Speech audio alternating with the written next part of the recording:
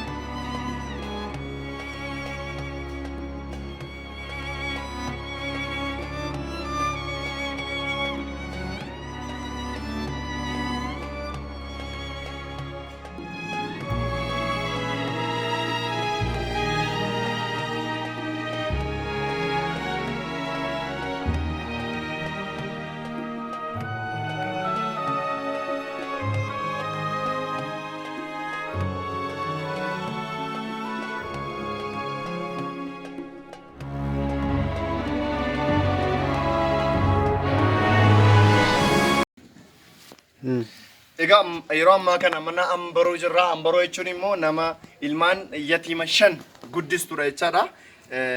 Amma isheen mana hin jirtu haadhoftu bakkee jirti natti fakkaata. Ammasitti immoo oolaan qalamee wantoonni qophaa'ee haa eeguuni booda yeroo isheen dhuftu meeshaalee isaanii bitamanii wal qabatee itti ni kenninaaf jechaadha. Nu hordofaas ni jechuun barbaada.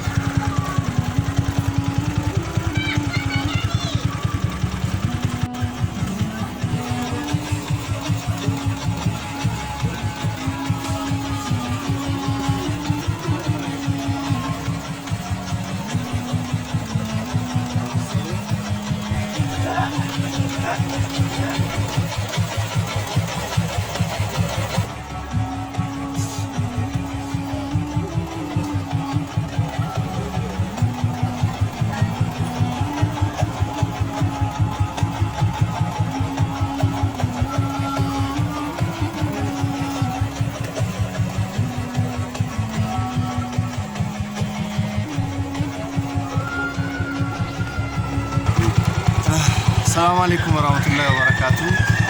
كم جبت صورته وبكجت مرتي نجيني كوكا بتاعك جالس ناقم والله باين دتبه أكبو يارا دتبه بيكو والله نسوا مارا غنما سان بريغم لفاكه ساتي لما تسانجانge وران أبني كنورو كين نبليسي دتبه را نموت يتيم قديساني في ميران كودا أولي أولي قد في جيبنا عندك سيسنا بودم موسيقى ناف جولسي شراني فتبيتي سيدا فتبيتي isin mana jirtu hola kaleerani isin waa tollo bachu manawate mandara ke jimman keessa doon gareen barbaadin jiru amma saatiin godhu tokko walakka ta'ee jira olii gadin fiigaa jira baay'ee dadhabeera riyoonni kun baaraka ta'u Abdusalaam Abdiin Magarsaan Kiyyaan ana faana naaru warreen amantaa ortodoksii orfa ileenu keessa jiru Kiyyaan Magarsaani nyaata illee nyaanni sallaa kan illee chaaraan gayoo wana waliin naara baay'ee dadhabeen jira garuu obboloonni koo biyyoota garaa garaatii isa deeggarsa kan irratti hirmaattan hunduma keessan isin galateeffachuun barbaada niitii jechaan dubartii ilmaan yatiima shan guddistee xollobdee abbaa malee guddistu kanaaf ayyaana kanaaf hoolaa biteera isheedhaaf huccuu bitee jira ijoollee isii shananiif uffata bitee dhufee jira nan dhaqaa dhuftu eegaan jira ibsaan hin jiru mana isii keessa akkuma ta'etti immoo viidiyoo raabnee uffatatti uffisnee isinitti mul'isna na hordofaa isiniin jechuun barbaada isiniin jaalladhaan ilmi keessan Abdii Geetaachoo Abbabee Caaliitan.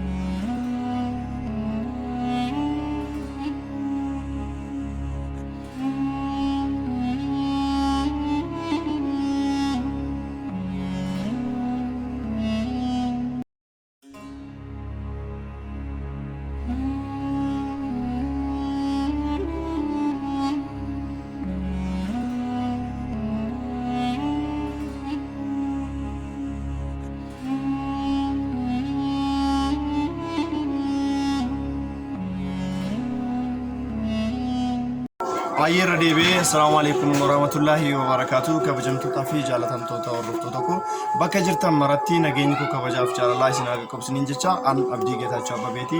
Egaa guyyaa har'aa obboleettii keenya jechaadha kan daa'imman shan guddistu duraan viidiyoo waraabee agarsiisuuf yaaleen ture. Egaa video sana laaluudhaan deeggarsa garaagaraa obboloonni koo biyyoota garaagaraa teessanii gochaa turtaniitu gochaas jirtu baay'een isin galateeffadha hunduma keessan deeggarsi hanga har'aatti isheef jecha na qaqqabe keessa jechaadha ayyaana kanaaf jechaadha gara fuulduraatti immoo tarii haala ittiin isheedhaaf hojiidhaaf haala mijeessuun wal gargaarree ni jira daakuu xaafii kiiloo 50 kun dinnicha kiiloo 5 kuni kun immoo shunkurtiidha shunkurtaa diimaa kiiloo 5 kun zayita abbaa liitira 5ti kun qimamii ittoof ta'u jechaadha qimamii ittoo ittiin hojjetatanii kun immoo qibaatii fi qibaatii mataa isheen ittiin dibattu qibaatiidhaa fi saamunaa huccuuti jechaadha kun qibaatii sammuu jechaadha rifeensa isheetiif fayyadu jechaadha qibaatii sadiidha kuni kun immoo saamunaadha saamunaa uffanni ittiin miicamudha jechaadha fireeshan jechaadha kunis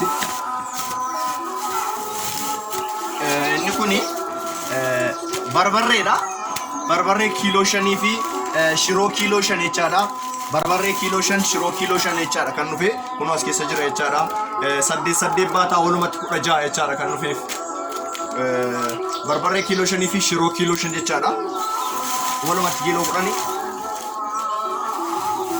kun ruuza kun immoo ruuzni kun kiiloo 7 ruuza kiiloo 7 kuni akkuma mul'atu jechaadha ruuzni kun egaa ijoolleen daa'imman baay'ee jiru waan ta'eef ruuza kiiloo 7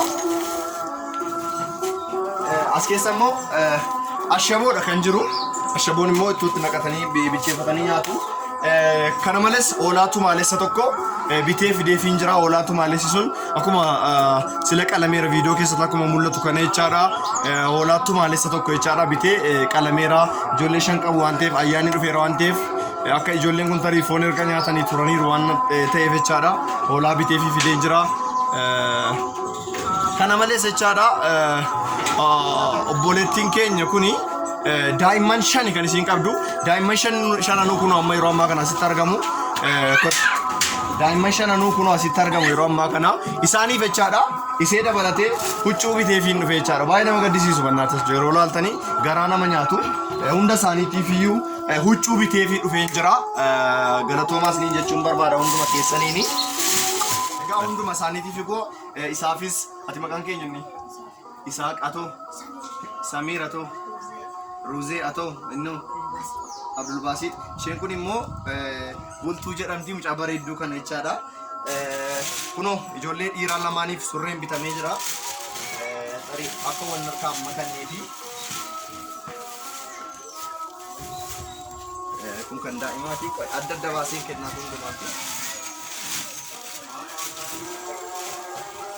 kuni eenyu maqaan keettati kuni kan ruuzeeti ruuzee jechuun isheedhaa bitame jechaadha kun uffanni kuni ruuzee amma magai ol galii uffadhu kottu dafi uffadhu kottu ishee kun immoo haadhaa bitame ambaruudhaa bitame kuni ambaruudhaa bitame ambaru amma atis dhaqee uffadhu kottu mucaa lafa naa kaa'e mucaa lafa naa kaa'e qabiin mucaa ishee dafi uffadhu Kot, fuudhii ol gali maqaa, fuudhii ol gali. Dafi. Namboosiin kan dafi kan uffattee ishii taa'e kottu.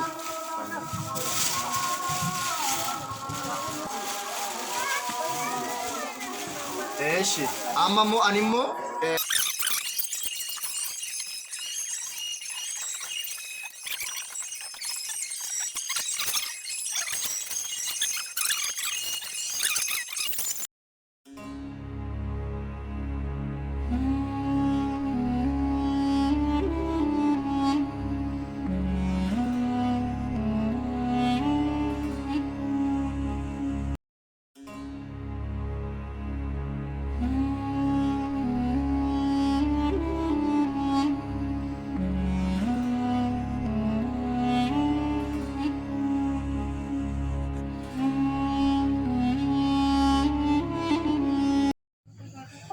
egaan akkuma jalqaba siniin jedhee jechaadha maatii kanaaf jechaadha maatii ambaruutiif jechaadha ijoollee 5 kan isiin guddistu Isaaqoon jira Abdul Basit jira eenyu maqaan keeti Samiir jira atoo Ruuzeen jirti nabira bultoon jirti isiin immoo gaa ambaruudha ilmaan kana qomaasiiti kan isiin guddistu harka namaa laalteeti akkuma viidiyoo isee duraanii irratti dhaga'ee isinitti meechaadha waan karaarraa harka namaa laalte harka namaa keessa argatte jechaadha ija namaa keessa laalte fidde agartaniitu viidiyoo silaa keessatti jechaadha mootarri keessa deemuu dadhabe baajaajiin keessa booda dadhabe dhoqqeen akkana nu kukkute jechaadha kana keessa deemtee dhuftee ijoollee kana 5 harka namaa keessa laalte shiroof biddeen bitteeti kan isiin ijoollee kana nyaachistu jechaadha isinii galee amma isa kana malees immoo mana kana kireeffatteeti kan isiin jiraattu meeqaan kireeffatte mana kana birrii 300 kaffalti isa argatte jalqaba kiraa walitti qabdee kaateeti kan isiin ijoollee kana waa bittu waan baay'ee nama gaddisiisudha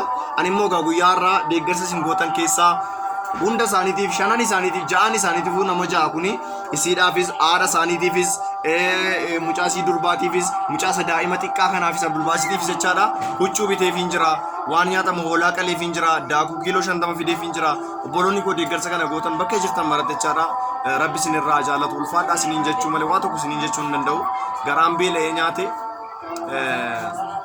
abbaan yatiimaa rabbi jechaadha rabbumti isinirraa jaalatu kana malee waan biraas ni jechuu hin danda'u. Meemeegaa deeggarsi akkanaa kun sii godhamuu isaatti mee maaltu sitti dhaga'ama sitti? Deeggarsi eega siin aan godhamne ammoo sitti naa godhama. Egaa kun arra sii godhamuu isaatti maaltu sitti dhaga'ama mee?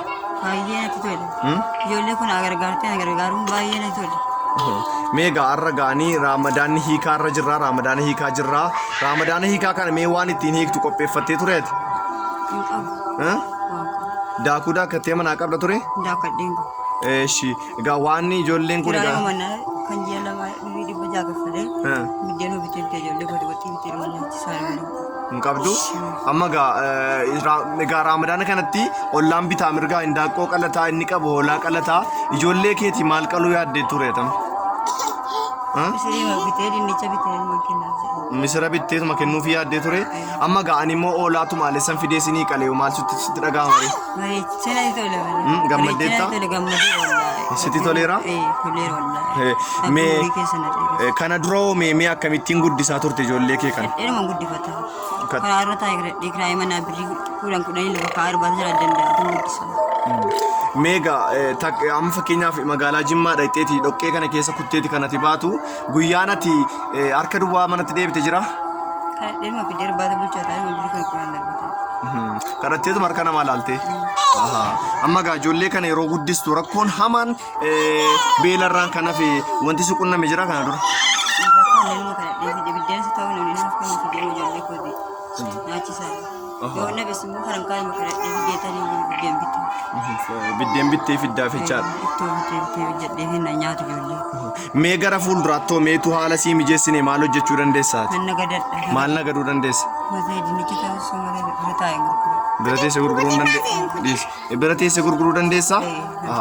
Inshaallah gara fuulduraatti haala sii mijeessina. Obboloota koo biyyoota garaagaraa keessa ta'anii deeggarsa kana sii godhan mee maal jettee galateeffatta mee? Bareecheen galateeffadha bareechee. Egaa amma obboloonni keenya shamarranii maqaa isaaniillee waamuun hin barbaachisu akka sadaqaati waan ta'eef baay'een isaanii hin beeku warreen deeggarsa godhanii mee du'aa kadhadhuuf mee obboloota koo biyyoota garaagaraa ta'anii deeggarsa kana sii godhanii.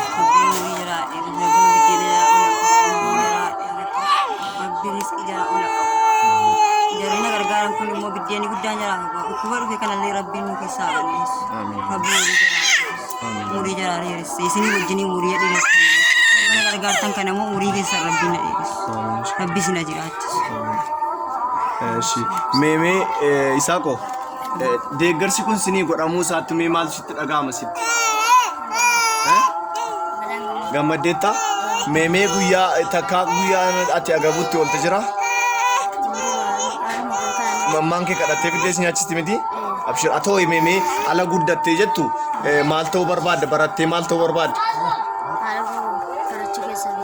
Haadha kee kadhaa keessaa baasuu maal gootaaf mee haadha keetiif?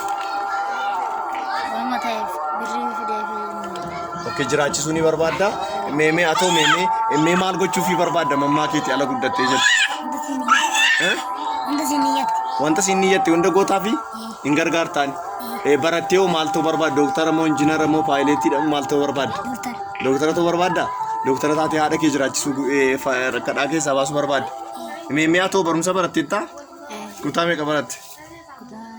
Kutaa lamatti dhaabde? Itti fuftee barachuun barbaadda? Maaliif dhiiste? Si dhukkubee? Moo koronaadhaaf dhiiste itti fufteen baratta kaa? Dabtara eenyutu sii bita? Mootummaa sii bitaa? Umuriin kee waggaa meeqaati? Umuriin koo waggaa 13. Waggaa 13? Barumsi akkamiree? Mee barumsa barattee ala fixu maal ta'uu barbaaddaati? Haadha koo kadhaa keessaa baasee akkasiin haadha galfatu taasisuu barbaada. Haadha galfachiisuu barbaaddaadha kee. Atoo maal ta'uu barbaadda mee ala barattee guddattu? Ala baradhee guddadhu injiinara ta'uu barbaada. Injiinara taatee biyya ijaartee haadha kee ijaaruu barbaaddaa? Eshi kottu mee bultuu? Atoo mee ala guddattu maal ta'uu barbaadda? Waggaa meeqa bultuun? Mee maal ta'uu barbaadda? Bultuu natti beeku. Ala guddattu maal ta'uu barbaadda? Hakimii taata moo barsiisaa taata? Barsiisaa taata? Barsiisaa taate maal goota? Ijoollee barsiistaa? Mammaa keetii hoo maal gootaaf? Injiraachistanii? Fuudhii fi dimchaa. Egaa akkuma agartan egaa maatiin kuni maatii baay'ee garaa nama nyaatu baay'ee nama gaddisiisudha. Obboloonni koo biyyoota garaa garaa teessanii deeggarsa kana gootan baay'een isin galateeffachuu barbaada. Hundumti keessan hunduma keessanirraa Rabbi isinirraa jaallatu. Gara fuulduraattis kuni furmaata waaraa ta'uu hin danda'u. Ijoollee kana jiraachisuu hin danda'u waan ta'eef waan ishiin ittiin birrii tokko lamarree irraa argattee ijoollee kana ittiin jiraachifachuu dandeessu akka wajjiniin bira dhaabannu waamicha obbolummaa isinii dabarsuun barbaada jechuun barbaada. Deeggarsa kana gochuu keessaniif immoo baay'ee isin galateeffachuun barbaada. Raamadaana kana keessa waan akkasii deeggarsa akkasii gochuu keessaniif Rabbi isinirraa jaalatu, sadaqaatti isiniif haa kaa'u, jazaa keessan Rabbi jannataan isiniif haa deebisu. Ani egaa obboleessa keessan Abdii Geetaachoo Abbabeen ture magaalaa Jimmaarraa. Kunoo bifa agartan kanaan amaanaan keessan obboleettii keenya Ambaruu bira qaqqabee jira. Ayyaana kana ayyaana sooma hiikaa waggaa 1441ffaa kana aara galfattee ijoollee si faanachaadha, ijoolleen si ollaadha, indaaqoon ittiin urgaa'u, foon ittiin urgaa'u mana keessatti aara galfatteeti kan isiin ooltu. Alhamdulillaahi ulfaadhaa galatooma siniin jaalladhaa yeroo nagaanaaf qabaadhaa. Assalaamu alaikum warahmatullaahi ta'aalaa wabarakaatu.